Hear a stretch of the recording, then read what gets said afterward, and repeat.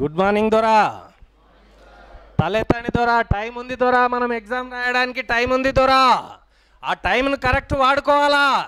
గత్తర తలిగినట్టు మీకు ఆ కసి ఉందా లేదా నాకు అర్థం కావట్లా. మూలకు పడ్డోడు వండుకున్నట్టుగా విలేజ్లకు పోటీ పోయేసి ఏం చేస్తారు దొరా? పేపర్ ఎలా ఉంది? నా మ్యాథ్స్ కానీ, నా జిఎస్ కానీ, నా ఇంగ్లీష్ ఏదైనా చెక్ చేయండి. ఏ పేపర్ అన్నది ఆ పేపర్ చెక్ చేయించండి. ఏ హాస్టల్లో స్టడీ హాల్ ఎక్కడన్నా ఉండని, ఎక్కడ కోచింగ్ అన్న తీసుకోండి దొరా. నిమ్మకు నీరెత్తినట్టు ఉండకండి. మీరు రియలైజ్ కావాలా, కప్ప బాయిలుండి ఇదే ప్రపంచం అని. మామ నేను పోయినసారి కోచింగ్ తీసుకున్నా, నాకు ఇంత అయింది అంత అయింది అంటే ఎప్పుడు అట్లనే ఉండదు. దాని తాత పేపర్ వస్తుంది దొరా ఈసారి. మొన్న మ్యాథ్స్ దొక్కిండేమో కానీ ఈసారి మ్యాథ్స్కు జిఎస్ రెండు చూడండి. ఇప్పుడు ఏఐ పద్ధతి వచ్చినాక మొన్న గ్రూప్ 2లో ఏ ఒక్కడు కూడా క్వశ్చన్ రేజ్ చేసిండా ఎక్కడైనా?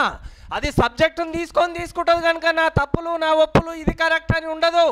నిన్న నీట్ తీసుకోండి, గ్రూప్ 3 తీసుకోండి, గ్రూప్ 2 టీఎస్పీఎస్ కండక్ట్ చేసిన ఏ ఎగ్జామ్ అయినా చెక్ చేయండి.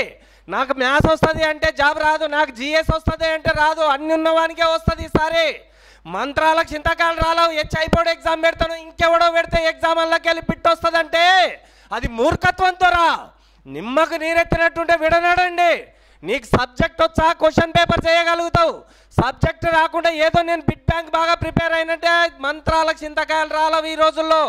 మీరు అనుకుంటున్నారు ఏదో బిర్రగా తిని హాస్టల్ల మీద వండుకొని సాంబార్ డేకిసలు లేపి నేను 1 ఇయర్ అయింది మామ అంటే ఎవరికి కావాలి నీ 1 ఇయర్?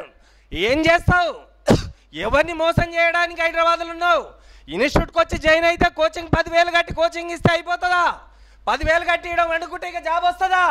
ఫీల్ ఉండాలా, కసి ఉండాలా. ఏదైనా సరే ఒక్కడు ఏ సార్ అయినా సరే ఇది చేయండి అది చేయండి అని చెప్తాడు కానీ ఇలా ఉండదు. ఏదైనా ఒక ఫీల్ ఉండాలా. ఇన్స్టిట్యూట్లో జాయిన్ అయ్యి బిర్రగా తిని అట్లకెళ్ళి సందుల పోటీ వండుకొని కదా మిమ్మల్ని తీసుకొచ్చింది.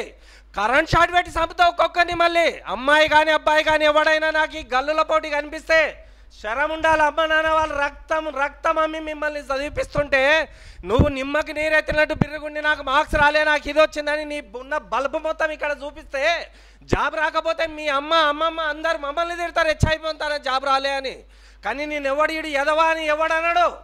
ఎందుకంటే ఆ ఫీల్ ఉండాలి దొరా. తిడితే నన్ను తిడతారేమో కానీ రేపు జాబ్ రాకపోతే మీరు కుక్కలు చింపిన ఇస్తారాకవుతుంది మీ లైఫ్. ఎందుకంటే మ్యాథ్స్కు మ్యాథ్స్, జిఎస్కు జిఎస్, ఇంగ్లీషు గ్రౌండ్ అన్ని సమపాలలో ఉండాలి. వెదర్ కూల్ అవుతుంది. డైలీ గ్రౌండ్ కూడా 1 అవర్ వెళ్ళండి.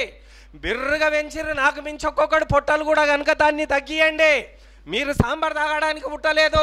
మీరు కోచింగ్ తీసుకున్నది ఓన్లీ కోచింగ్ తీసుకుంటే హెచ్ఐపోడ్ వస్తే జాబ్ ఏదో ర్యాంక్ వేసుకుంటే హెచ్ఐపోడ్ కొడుతుంది అన్నది కాదు. అక్కడ మనం నమ్మి ఇక్కడి వరకు వచ్చినాం, మన కన్న తల్లిలాకి ఇక్కడికి వచ్చినాం. ఏదో ఒక జాబ్ కొట్టాలా. అది ఏదన్నా ఉండని. మ్యాథ్స్కి మ్యాథ్స్, జిఎస్ మ్యాథ్స్ బాగుందా లేదా? హెచ్ఐపిలో గట్టిగా చెప్పాలా. జిఎస్ బాగుందా లేదా? మరి అన్ని సమపాలలో నీకు ఇంతమందిని 15 మందిని పెట్టి 100,000 గంటలు చెప్పిస్తుందయ్యా. మీరు ఆలోచించండి. మీ గుండె మీద చేసుకొని 1000 గంటలు ఇప్పుడు ఈ బ్యాచ్కి ఏ ఇన్స్టిట్యూట్ చెప్పిస్తుంది, ఎక్కడికి వెళ్ళి చెప్పిస్తుంది? ఇన్ని 100 గంటలు అంటే సివిల్స్ రేంజ్లో నీకు పోతుంటే నీవు దాన్ని వాడుకుంటావో తీసుకుపోయి సందులేస్తావో, నీకంటూ ఏదన్నా ఈగో సూపర్ ఈగో ఉంటే దాన్ని సమాజ్ చేయి. ఈరోజు ఏంది నా లైఫ్ అయింది. చాలామంది అంటారు నోటిఫికేషన్ వచ్చినాక పోతా అమ్మా అప్పటి వరకు అన్నీ తీసుకొని పెట్టుకుంటా అంటే ఏం చేస్తావు? అది వచ్చిన తర్వాత నోటిఫికేషన్ రేపు జూన్ 2కి రాష్ట్ర అవతరణ దినోత్సవం రోజు ఏదో ఒకటి అనౌన్స్ అవుతుంది. మీకు అది ఏదన్నా ఉంటే తీసి పక్కకెట్టండి. నీకు జూన్లో నోటిఫికేషన్ రిలీజ్ అవుతుంది. అది రేపు వస్తుందా ఎల్లుండి వస్తుందా నేను చెప్పనీక రాదు. 12,000 14,000 పోస్టులు వస్తే శరమున్నోడికి ఎవరికైనా కానిస్టేబుల్ జాబు ఇట్లాంటి ఇన్స్టిట్యూట్లో జాయిన్ అయ్యి జాబ్ రాకపోతే సిగ్గుతో చచ్చిపోవాలి. మీరు ఇన్ని వేలు ఇన్ని లక్షలు ఖర్చు పెట్టి ఇంతమందికి మనం ఇంత కేర్ తీసుకొని పుట్టిన పిల్లలకు ఫీడ్ ఇచ్చినట్టు ఇస్తుంటే మీరేం చేస్తుర్రు? ఎంత ఫైర్ ఉండాలా. 12,000 పోస్టులు కానిస్టేబుల్ వస్తే దొంగ కోళ్ళను పట్టేటోడు, ఉడతలం పట్టేటోడు తాగుబోతానికి వస్తుందంట కదా, అది నిజం. ఆ ఫైర్ లేనోడు ఈరోజే బంద్ చేయండి. ఇన్స్టిట్యూట్ కూడా బంద్ చేయండి. ఆ ఫీల్డ్తో కసితో ప్రిపేర్ కండి. ఏ ఒక్కడు మిస్ అయినా నా దగ్గరకు వచ్చి అడగండి. ఎంతో దూరంకి వెళ్ళి వచ్చేసి హాస్టల్ల మీద పడిపోయి హెచ్ఐపి కట్టిందేమో కానీ హాస్టల్కి కట్టింది 1,000 లక్షలు అవుతుంది. అవునా? మరి దానికి మీరు ఏం ఆలోచిస్తారు? ఎలా ప్రిపేర్ కావాలా? రేపు నోటిఫికేషన్ వచ్చినాక గ్రౌండ్కి పోతే ఎట్లా పోతాయి అంటే చీమలు తిరిగినట్టు తిరుగుతారు. గ్రౌండ్ నిండా ఉరకనీకే ప్లేస్ ఉండదు. ఇప్పుడు ఎవడైనా గ్రౌండ్ చేస్తాడా అంటే అందరికి ఊపు వస్తే కానీ మీకు ఊపు రాదు. మరి మీరు ఆలోచించాలా. అందరు నిద్రావస్థలు ఉన్నప్పుడు బుల్లెట్ దింపినామా లేదా? మొన్న ఇండియా అటాక్ చేస్తే మూడో వ్యక్తికి కనిపించకుండా లేపేసి రాలా? ఆ విధంగా ఉండాలి దొరా. ఏదో నేను ఎస్ఐకి ప్రిపేర్ అవుతున్నా, నేను కానిస్టేబుల్ ప్రిపేర్ అవుతున్నా, నాది 3 ఏళ్ళు అయింది, నేను 3 ఇన్స్టిట్యూట్లో తీసుకున్నా. 3 ఇన్స్టిట్యూట్లు కాదు, వాళ్ళ అమ్మ మొగడొచ్చినా మిమ్మల్ని మారవలేడు. మీకే ఫైర్ ఉండాలా? నేను శరంతో వచ్చిన ఇక్కడికి, నేను ఏం చేయాలి అనే ఫీల్ ఉంటే మిమ్మల్ని ఎవడు ఆపలేడు తల్లి. మీరు కూడా ఒక టార్గెట్ ఉండాలా. హెచ్ఐబికి వచ్చి ఈడ ఎగ్జామ్స్ రాసినా, క్లాసులు విన్నా, జాబ్ రాకపోతే సిగ్గుతో చచ్చిపోవాలా. ఇట్లాంటి అవకాశం మన తల్లిదండ్రులు కూడా చెప్పరు. అదే వాడికి పైసలు వచ్చినాయా, నేను తీసుకున్నానా, పోయినా అంటాడు. కానీ మన పిల్లలు బాగుపడాలి అని ఎవడు ఆలోచించడు. మీకు కనిపించే సార్లే కనిపిస్తారేమో. తెరేనుకుంటే రాజమౌళి కథ అనేది వాడికి తెలుస్తుంది. ఆ పెయిన్ సినిమా తీయాలంటే, ఓ ఇన్స్టిట్యూట్ నడపాలంటే ఆ డైరెక్టర్కి తెలుస్తుంది. ఉన్న కొద్ది మందికి లక్షల రూపాయలు పెట్టి నడుపుతుంటే ఆ పెయిన్ ఎట్లుంటుందో ఒక్కసారి పోయి ఇంటికి వచ్చి నా వెనుకొచ్చి చూడండి, లైఫ్ మీకు కూడా తెలుస్తుంది. ఒక క్వశ్చన్కి రాయడానికి 50 రూపాయలు తీసుకొని రాస్తుంటే దాన్ని అప్లై చేసేటప్పుడు ఆ కసి మీలో ఉండాలా, ఆ శరం అనేది మీలో ఉండాలా. ఏదో పేపర్ ఉంది, ఆ టిష్యూ పేపర్ గుంజినట్టు గుంజి పక్కకు పడేయండి. ఆ పేపర్ వాల్యూ తెలిసిన వాడు దాన్ని కళ్ళల్లో పెట్టుకొని చూస్తాడు. దాని వాల్యూ తెలియకపోతే తీసుకుపోయి డస్ట్బిన్లు వేస్తాడు.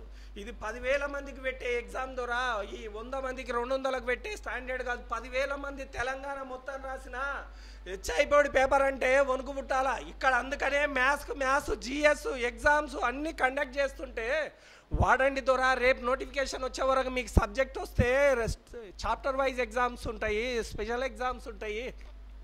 మీకు సబ్జెక్టే ఇంప్రూవ్ చేయకుండా సండే ఎగ్జామ్ రాయడానికి హాస్టల్లో వండుకున్నారంటే, నీ ఫ్రెండ్స్ ఎవడైతే హాస్టల్ వండుకుంటుండో వాడు శరమున్నోడైతే నెక్స్ట్ సండే నుంచి రమ్మన్.